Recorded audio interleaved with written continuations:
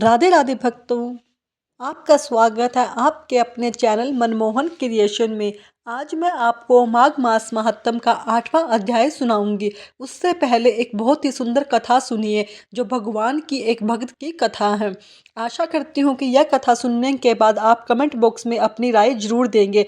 आपको यह कथा कैसी लगी जानबाई की इसकी कहानी आज आप सुनने वाले हैं, जिसका नाम था गोदावरी तट पर गंगा खेड़ नामक एक नगर में हुआ था, जो महाराष्ट्र में है। ऐसा कहा जाता है बचपन में इनकी मां का निधन हो गया था। उनके पिता उन्हें भगवान विट्ठल के दर्शन के लिए पंढरपुर लाए और वहां उनकी भी मृत्यु हो गई।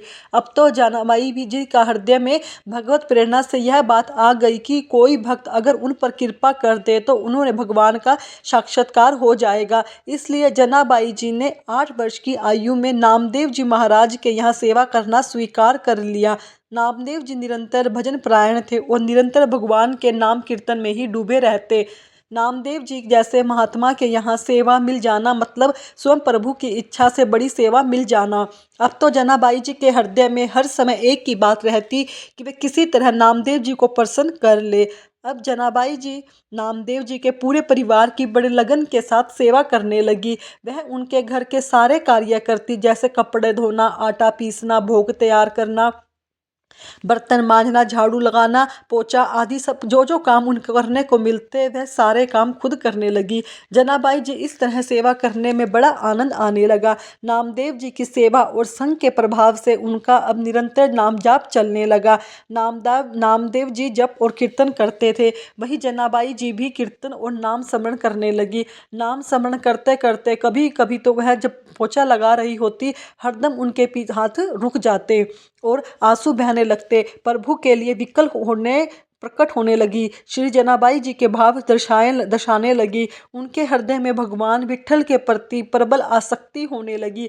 जब कभी सेवा के बाद उन्हें कुछ समय मिलता तो वह मंदिर भी जाती, ठाकुर जी को एकटक देखा करती थी। ठाकुर जी को देखते देखते उनके एकदम से विकल होती थी। फिर वह रोने लगती। जब आनंद बढ़ता तो वह नाचने लगती। जनाबाई जी की यह दशा केवल और केवल श्री नामदेव जी की सेवा से होने लगी।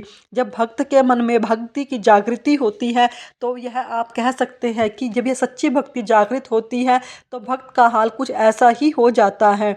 जैसे मीराबाई भी भगवान श्री कृष्ण की भक्ति में सुध-बुध खो बैठती थी, निरंतर नृत्य करती थी, कभी रोती तो कभी खुद से। हाल में जनाबाई का भी कुछ ऐसा ही हाल था। जनाबाई जी सारे कर्मों को क्रम करते हुए सावधानी रखती, कहीं सेवा में कोई गलती ना हो जाए, नाम भूल ना हो जाए।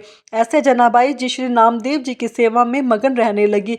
वह सावधान रहती थी अपनी स्थिति में इतना ना डूब जाए कि उनकी सेवा ही छूट जाए, क्योंकि सेवा भक्त की प्रसन्नता के लिए और भक्त की प्रसन्नता से ही विट्ठल भगवान रीझ जाएंगे। यानी कि ना तो वह भक्ति करना कम चाहती थी और ना ही वह झाड़ू पोछा आदि कार्य उनमें कोई अपनी कमी करना चाहती थी। वह चाहती थी कि सारे काम बराबर चलते रहे। उनके हृदय की इस धारणा और भगवान के नाम का ऐसा प्रभाव हुआ, अब उनके आंसू ही नहीं रुकते थे।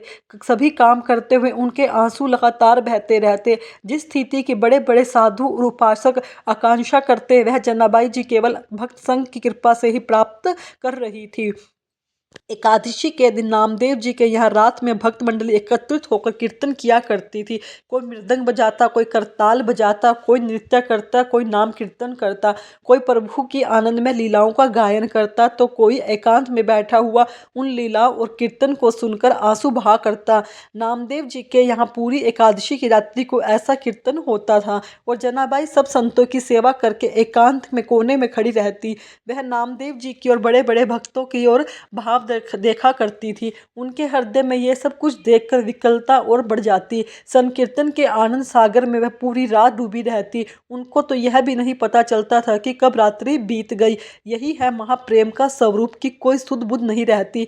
प्रातःकाल होते ही भक्त मंडली चली जाती और जनाबाई भगवत प्रेम की मादकता में बामरी हुई ठाकुर जी की प्रसन्नता के लिए नामदेव जी की सेवा करने में मगन रहने लगती। एक दिन एकादशी की रात्रि में जनाबाई भाव में ऐसी डूबी हुई थी कि सुबह हो गई और उनकी बाकी सेवा रह गई। घबराते हुए उन्होंने सोचा कि पहले वस्त्र धो ले।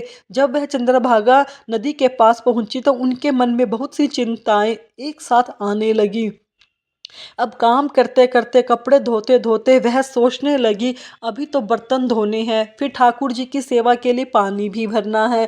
आज तो बहुत देर हो गई, अब मैं कैसे यह सारी सेवाएं पूरी कर पाऊंगी। वह सोच ही रही थी कि एक वृद्ध माता आकर उनके पास आई और कहने लगी, जनाबाई तू चिंता क्यों कर रही है, तू जाकर बाकी के काम कर ले, मैं तेरे सारे कपड़े धो देती हूँ। जनाबाई ने कहा कि आप मेरा काम क्यों करोगी।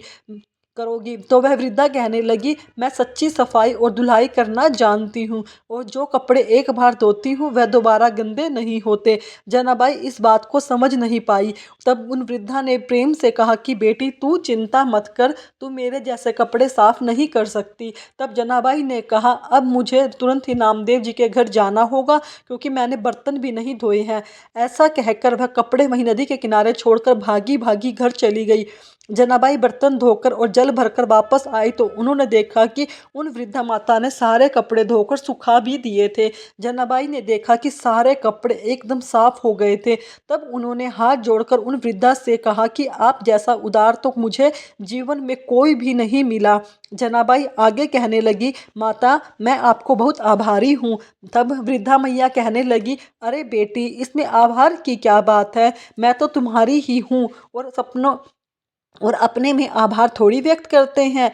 ऐसा कहकर मुस्कुराते हुए वह वृद्धा वहां से चली गई।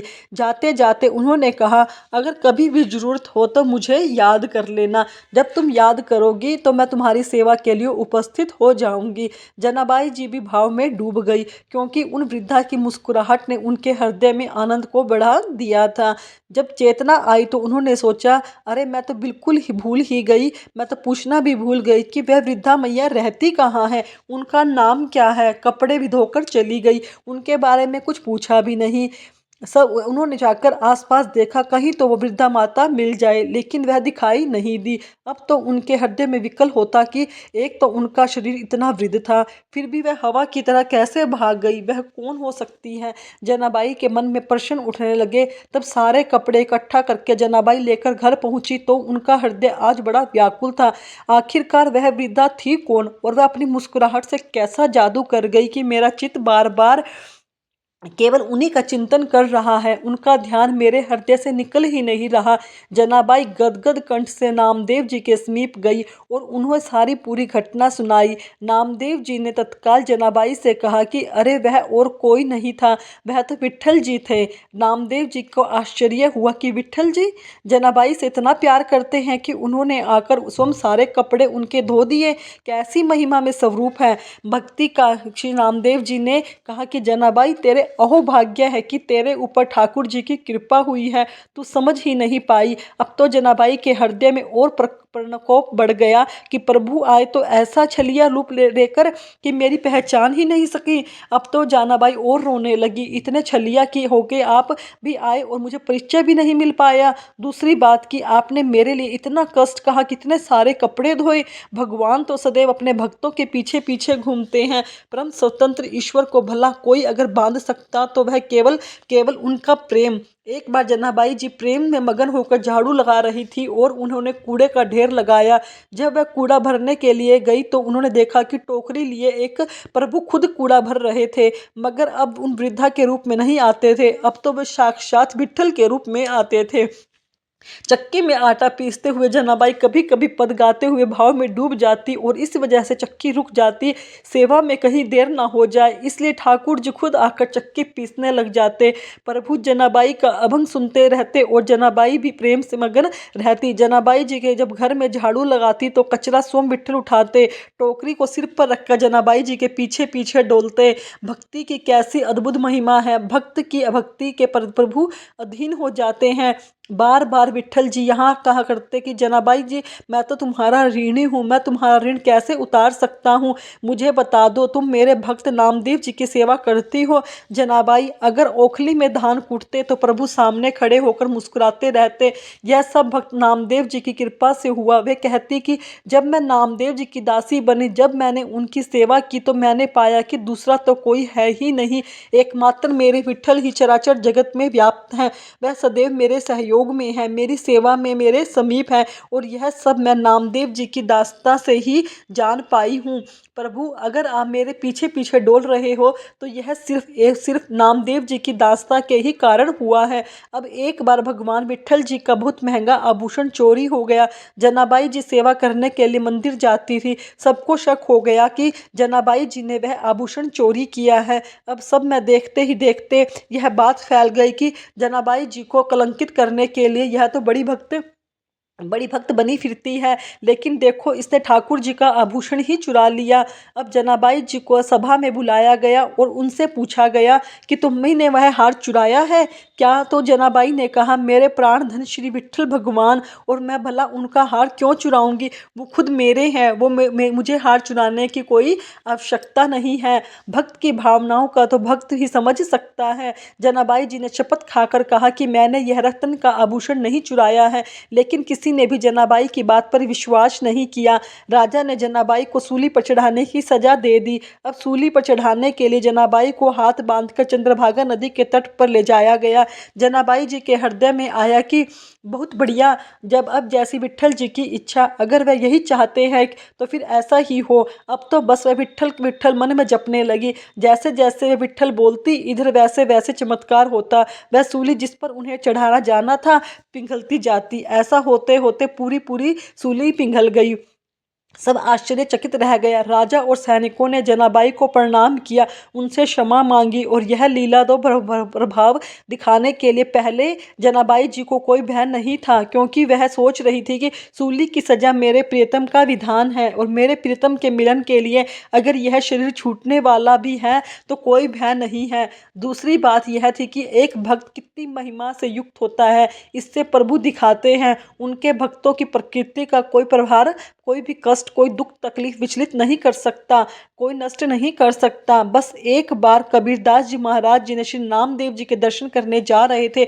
उन्होंने देखा कि कुछ शोरगुल हो रहा है, तो उन्होंने किसी के पूछा कि अरे क्या हो रहा है, यह शोरगुल कैसा है? तो उन्होंने बताया कि जनाबाई जी किसी स्त्री से झगड़ा कर रही हैं। कबीरदास जी ने कभी सुना नहीं था कि पूछने लगे, जनाबाई कौन है? तो उन्होंने बताया कि वो भी श्री तो नामदेव जी की सेवा में रहती है। कबीरदास जी नज़दीक गए तो पता लगा कि लड़ाई गोबर के कंडों पर हो रही थी। उनके मन में विचार आया कि एक भक्त भला कंडों के लिए कैसे लड़ सकता है। वह ऐसे ही आनंद मगन होकर उनका झगड़ा सुनने लगे। तब जनाबाई दूसरी स्त्री से कह रही थी कि यह कंडा मेरा है। जनाबाई ने कहा, नहीं, यह कंडा मेरा है। उस स्त्री ने जनाबाई से पूछा, बता तेरे कंडे की पहचान क्या है? तब जनाबाई जी ने बोला कि वह आप सब भी सुनिए। जनाबाई बोली कि कान लगा के सुनो, मेरा कंडा बोल रहा है विट्ठल विट्ठल। यह सब आश्चर्य की बात है। जड़ वस्तु से नाम गूंजने लगा। जब सामने वाली स्त्री ने भी सहमति दे दी, कंडे ने से सच में तो विट्ठल विट्ठल सुनाई दे रहा था, तो कबीरदास जी ने भी लगा कि चलो देखा जाए कि इस बात में कितना सच है। अब कबीरदास जी भी कंडे को अपने कान पर लगाया तो उन्हें भी विट्ठल विट्ठल सुनाई दिया। तब उन्होंने जनाबाई जी के चरणों में प्रणाम किया। कबीरदास जी ने सोचा कि कितने महान हैं नामदेव जी, उनकी सेवा में रहने वाली दासी के भी ऐसे महान परमाणु है। जिस चीज को उन्होंने छू लिया वह चीज विट्ठल विट्ठल बोलने लगी। जनाबाई जी ने नामदेव जी को ऐसी तन्मयता हो गई कि जब नामदेव जी ने समाधि ली तो ठीक उसी दिन कीर्तन करते हुए जनाबाई जी को भी विट्ठल भगवान में लीन हो गई। जो भक्त भगवान के चरणों का आश्रय लेता है, उनके सारे विकार नष्ट होकर प्रभु उसे भक्त अनुराग में रहते रंग देते हैं। इस प्रसंग से हम सबको सीखने को मिलता है कि किसी भक्त की सेविका में प्रभु मिल कितने प्रसन्न होते हैं, और भक्तों के प्रति श्रद्धा रखने से भागवत प्राप्ति कितनी सरल हो जाती है। तो यह थी आज की कथा। अब सुनिए, आपको माघ मास महात्म का 8वां अध्याय सुनाऊंगी। कल हमने माघ मास के महात्म अध्याय 7 में दत्तात्रेय जी द्वारा वर्णित कुंडल और विकुंडल नाम के भाइयों की कथा का श्रवण किया था।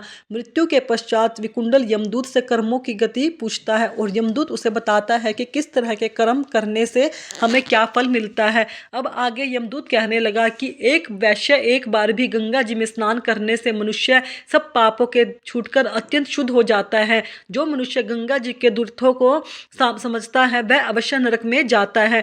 भगवान के चरणों से उत्पन्न हुई गंगा जी के पवित्र जल को श्री शिव जी ने अपने मस्तक पर धारण करते हैं। वह ब्रह्मा जी जो संदेह रहित प्रकृति से अलग और निर्गुण है, ब्रह्मांड में उनकी समानता किससे हो सकती है। गंगा जी का नाम हजारों योजन दूर से ही लेने वाला नरक में नहीं जाता, इसलिए मनुष्य को अवश्य ही गंगा जी में स्नान करना चाहिए। वैसे जो ब्राह्मण दान लेने का अधिकारी होकर भी दान नहीं लेता, वह आकाश के नक्षत्रों में चंद्रमा के समान जो कीचड़ में गौओं को निकलता है, जो रोगी की रक्षा करता है, या जो गौशाला में मरता है, आकाश में तारा होता है। प्रणाम करने वाले मनुष्य सदैव उत्तम गति को प्राप्त होते हैं।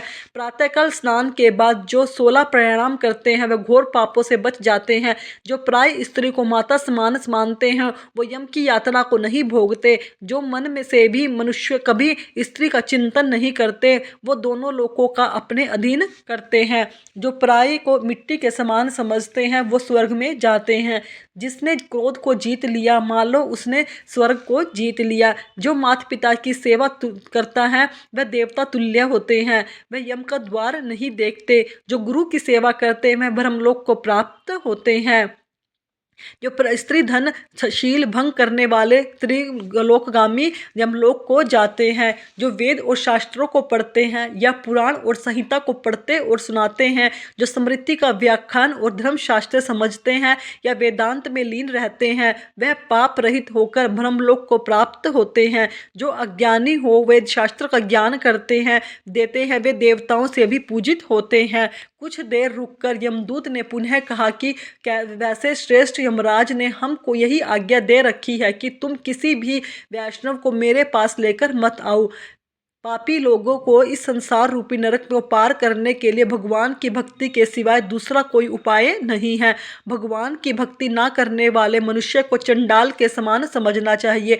भगवान के भक्त अपनी माता पिता दोनों के कुलों को तार देते हैं और उनको नरक में नहीं रहने देते। जो मनुष्य वैष्णव का भोजन करते हैं वे भी भगवान की कृपा से श्रेष्ठ गति को प्राप्त होते हैं। बुद्धिमान को सदैव वैष्णव का अन्न खाना चाहिए, इससे बुद्धि पवित्र होकर मनुष्य पाप नहीं करता। गोविंदाय नमः इस मंत्र का जाप करते हुए जो मनुष्य मृत्यु को प्राप्त होता है वह परम पद को प्राप्त होता है, इसमें कोई भी संदेह नहीं है। जो मनुष्य ओम नमो भगवते वासुदेवाय इस मंत्र का जाप करता है उसके बड़े बड़े पाप भी नष्ट हो जाते हैं। यमदूत कहने लगा कि वैश्य मनुष्य को सदैव शालिग्राम की शिला में तथा वज्र या गोमती चक्र में भगवान वासुदेव का पूजन करना चाहिए, क्योंकि सब पापों का नाश करने वाले ये सब पुण्य को देने वाले तथा मुक्ति प्रदान करने वाले भगवान विष्णु का इसमें निवास होता है। जो मनुष्य शालिग्राम की शिला या हरि चक्र का पूजन करता है वह अनेक मंत्रों का फल प्राप्त कर लेता है। जो फल देवताओं को निर्गुण ब्रह्म की उपासना से मिलता है वही फल मनुष्य को भगवान शालिग्राम का पूजन करने से मिलता है। उस शेष व्यक्ति को कभी भी यमलोक नहीं देखना पड़ता। भगवान को लक्ष्मी जी के पास अथवा बैकुंठ में इतना आनंद नहीं आता जितना शालिग्राम या चक्र में निवास करने में आता है। स्वर्ण कमल युक्त करोड़ों शिवलिंग की पूजा से इतना फल नहीं मिलता जितना एक दिन शालिग्राम की पूजन से मिलता है। भक्ति पूर्वक शालिग्राम का पूजन करने से विष्णु लोक में वास करके मनुष्य चक्रवर्ती राजा होता है। काम क्रोध लोभ मोह अहंकार से युक्त होकर भी मनुष्य शालिग्राम का पूजन करने से वैकुंठ में प्रवेश कर जाता है। जो सदैव शालिग्राम का पूजन करते हैं वे प्रलय काल तक स्वर्ग में वास करते हैं। जो दीक्षा नियम और मंत्रों के चक्र में बलि देता है वह निश्चय करके विष्णु लोक को प्राप्त होता है। जो शालिग्राम के जल के अपने शरीर का अभिषेक करता है वह मानो संपूर्ण तीर्थों में स्नान करता है। गंगा रेवा गोदावरी सबका जल शालिग्राम में वास करता है। जो मनुष्य शालिग्राम की शिला के सन्मुख अपने पिता का श्राद्ध करता है उसके पितर कई कल्प तक स्वर्ग में वास करते हैं।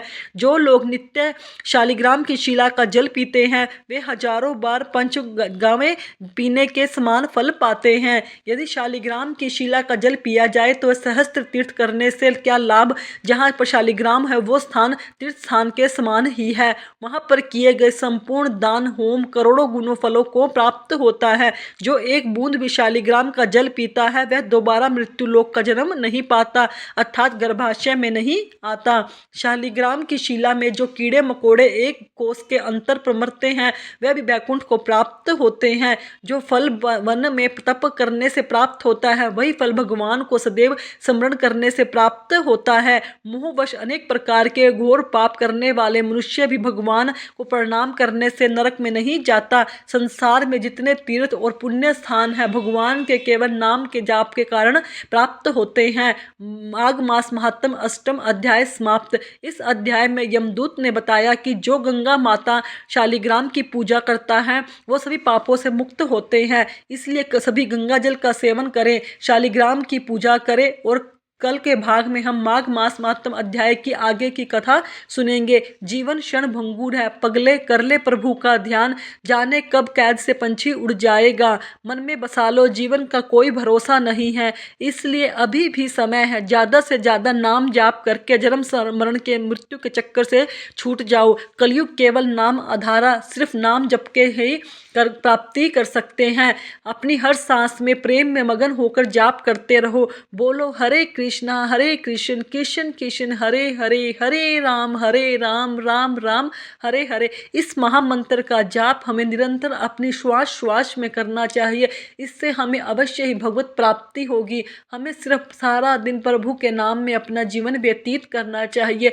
भक्तों, अगर आपको मेरी वीडियो अच्छी लगी तो मेरे चैनल को सब्सक्राइब करें, वीडियो को लाइक करें, कमेंट में राधे राधे अवश्य लिखें। धन्यवाद दोस्तों।